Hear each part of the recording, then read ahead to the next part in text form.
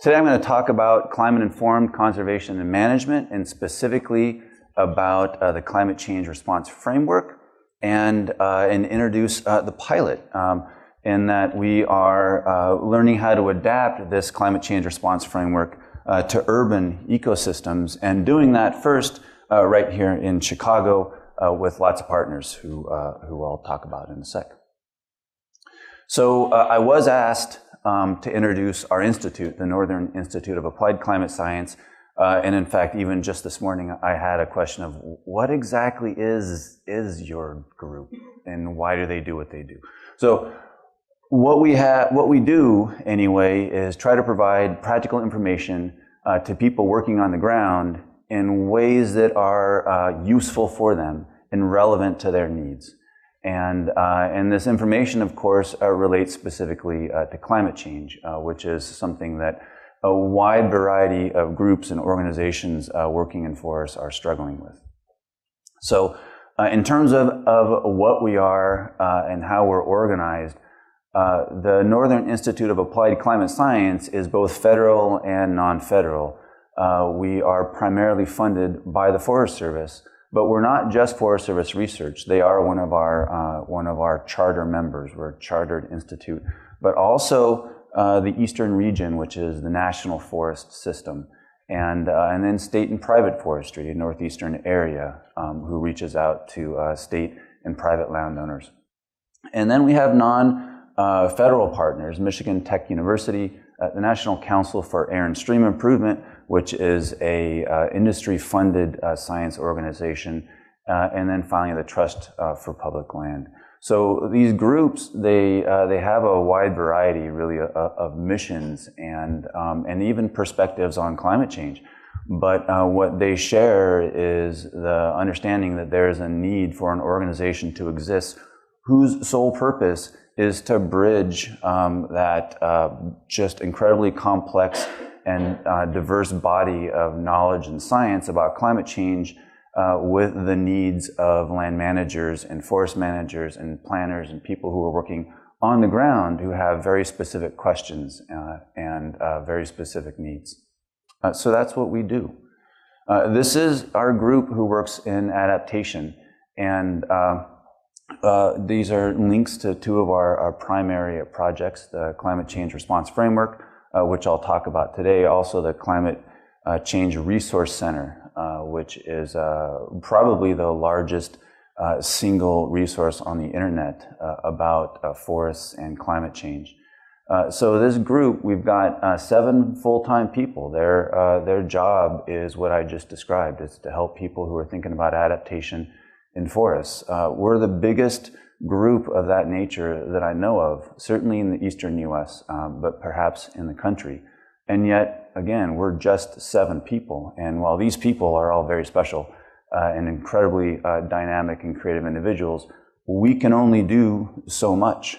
And now I would say that we've been fairly successful in the past. And the reason for that is because we partner with everybody who is interested in this subject and can lend some kind of expertise or perspective, and that includes telling us what they need and then helping us create that information and apply it. So really what we're all about is working with many organizations and helping them meet their needs. And I would say that my favorite thing about our institute is that when I look at all of our greatest successes, they aren't just our successes. They are always shared successes, and that is provides a sense of real satisfaction to me. So today I'm going to talk about this framework, and I want to introduce it with these challenges or problems or issues. Describe it how you will. But before we started the framework, we spent a year just on education programs, doing workshops, going out into the community and talking with national forests and state foresters and consulting foresters and all counties, all sorts of different folks working out in the field. And these were the 4 things that we kept hearing again and again. And really, the climate change response framework has evolved to address these issues and these perceived challenges in numerous ways. And so I'll refer back to these a bit throughout the presentation. One thing to start with, this is our footprint that we work within. And so one thing to start with when you think about this footprint is that the ownership is very diverse within it. At least 50%, more than 50% is privately owned of forests in this footprint. And then within that footprint, that's not a block. Private owners have all kinds of different reasons why they own this land and what they want out of it. Even in the public ownership, there's a wide diversity of land use and perspectives about land use.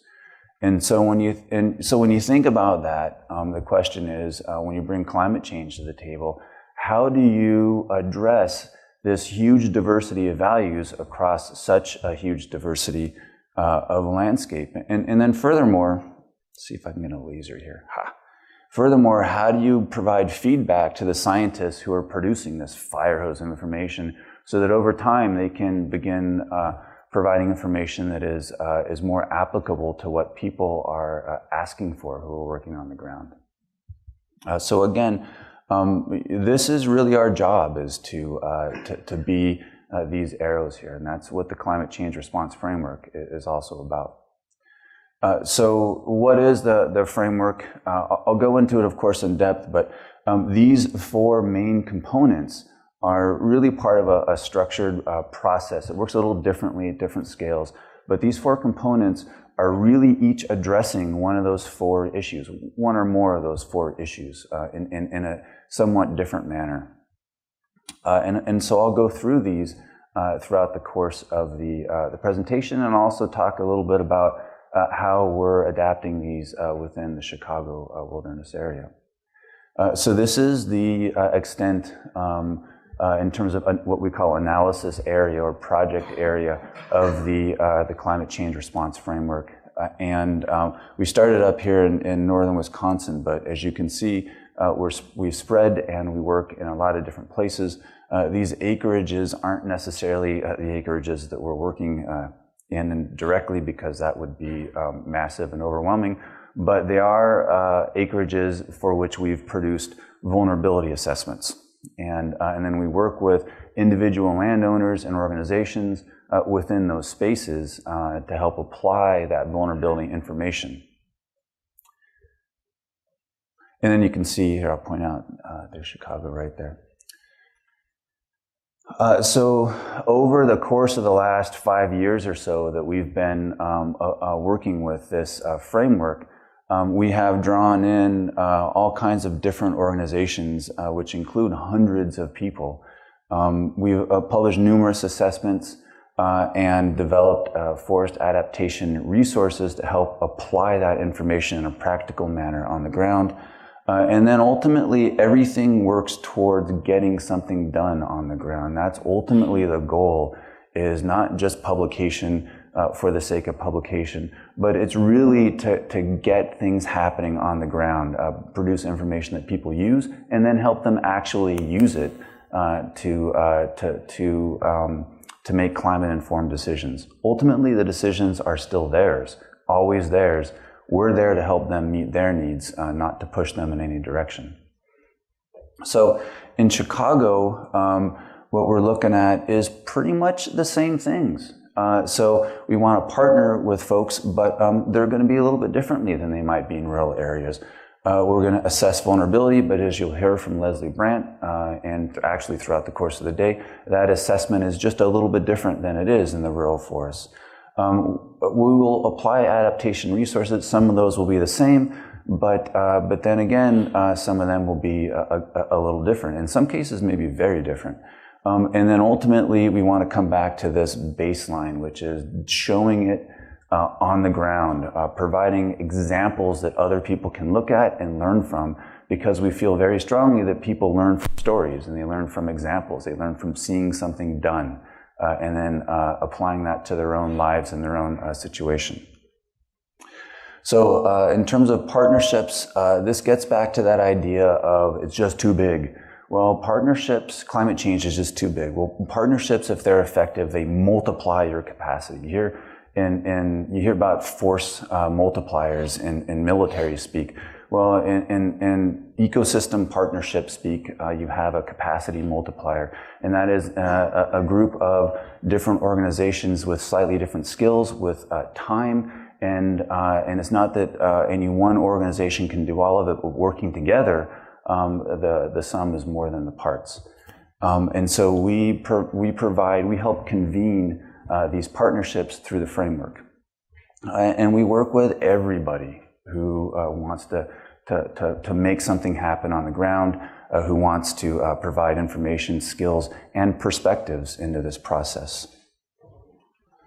And then in Chicago, as you can see, there are lots of organizations that we're already working with, more all the time and looking for more, including municipalities. And you know, here we are at the Morton Arboretum, who has been an incredible leader in this entire process. So even as we bring climate and some skills in applying climate information to actions on the ground, we're actively learning from groups in this community who understand how urban communities work and how urban forests work as well. So again, it's always as much about learning as it is about giving. In terms of vulnerability assessment, this is one of the ways that we ensure our relevance. So there's that challenge of, geez, I just don't have the information I need about climate change. It's not specific enough. It's not relevant enough. How can I make decisions?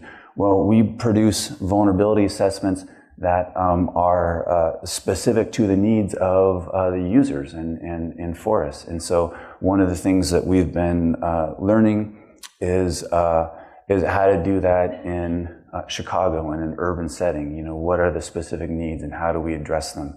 And what is consistent with what we do in rural settings is they're place-based. They're informed by models, but those aren't the last word. The word is the professional judgment of the people who live in that place and work in that place. And then finally, everything is transparent. There are no final decisions that are a little bit vague in how we got there. You can see what we've done, and if you disagree, that's perfectly fine. The base information we used to come to decisions, judgments, assessments, that's all there. This is about, again, learning and sharing. It's not about telling anybody what's right, wrong, or what to do. Again, Leslie will tell you more about vulnerability, and you'll be hearing more about our process, and you'll be hearing more about vulnerability all day long.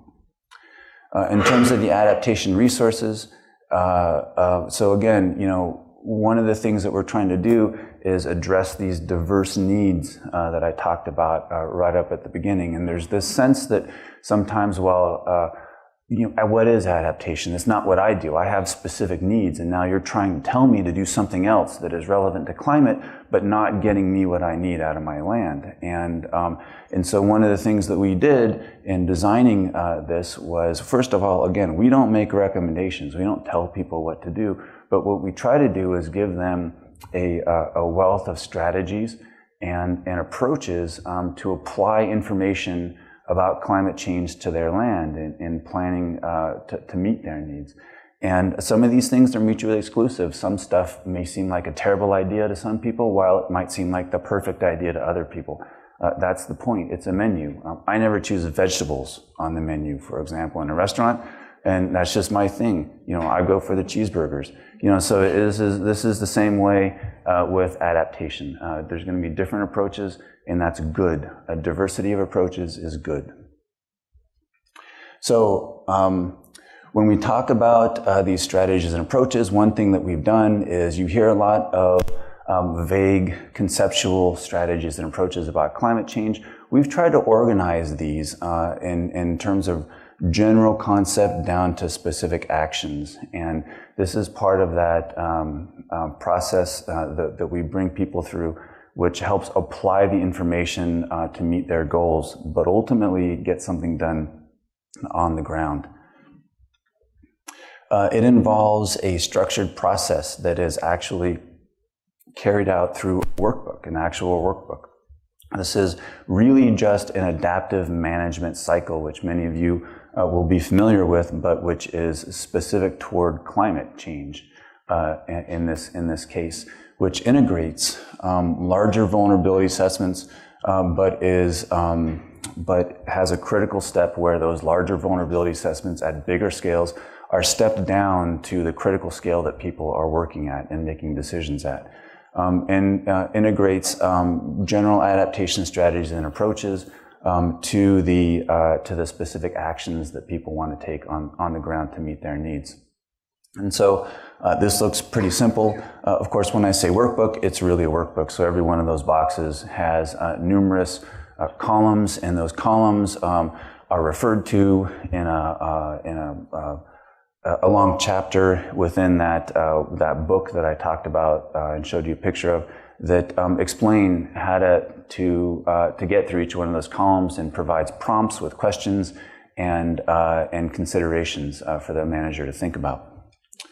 So in terms of what we're thinking about with Chicago, still we want to be able to address these diverse needs, and one of the things that we're incorporating into a revision of this adaptation resources book are specific strategies and approaches for urban settings.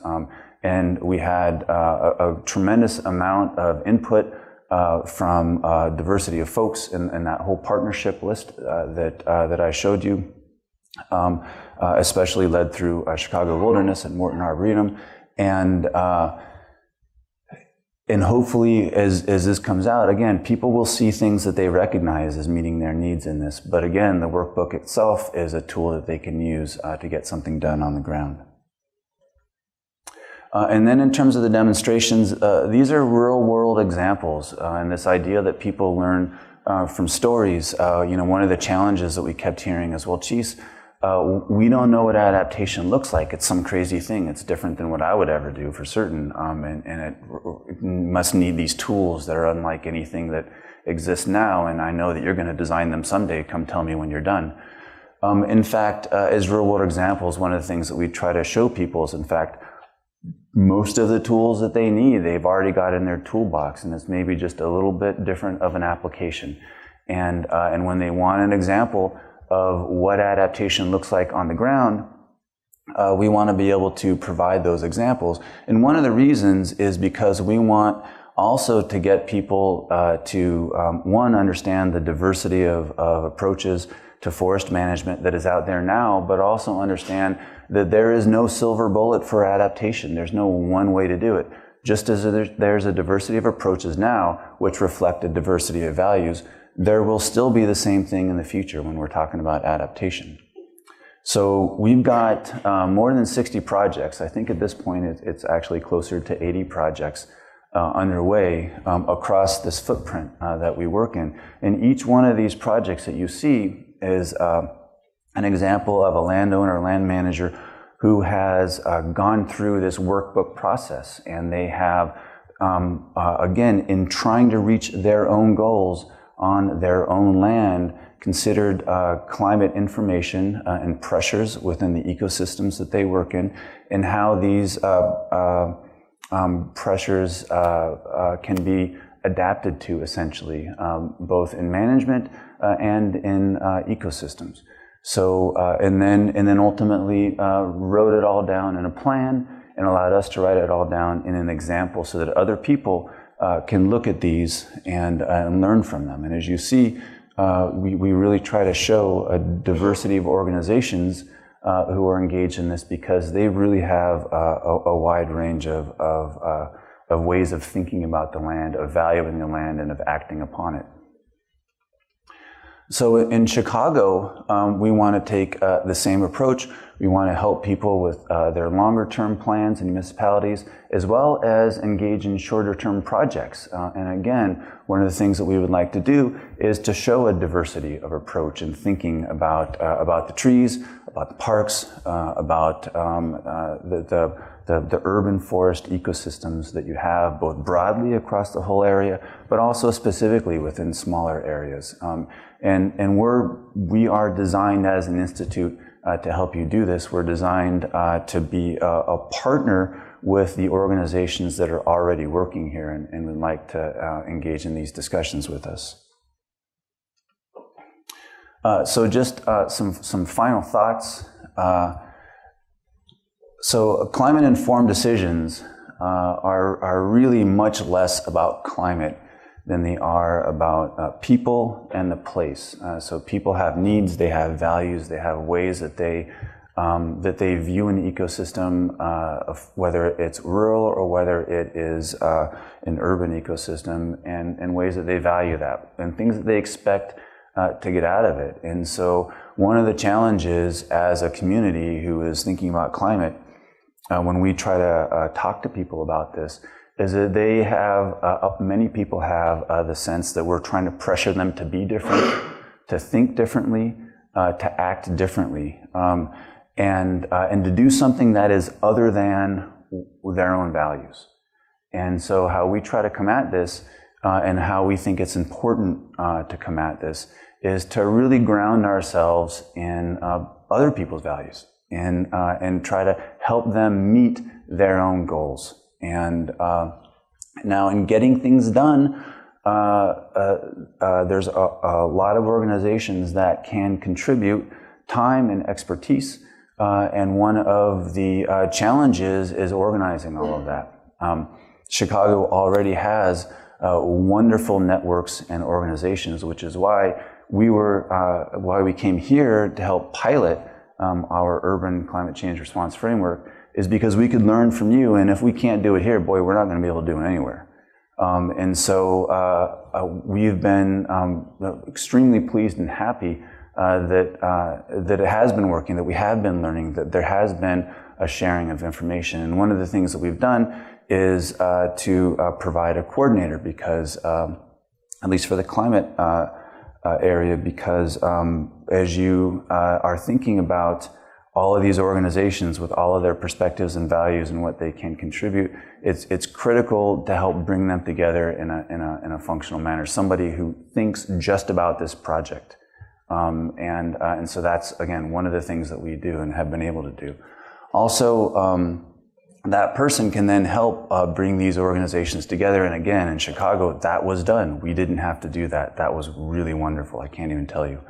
And then finally, as different organizations are considering what they need out of the land and their own opportunities, their own constraints, just to provide those examples of showing how different organizations, municipalities, parts of municipalities have gone about getting this done on the ground. And as we do that, and as others do that, to earn trust and to then work together ultimately. And that's the critical part of the effective partnership.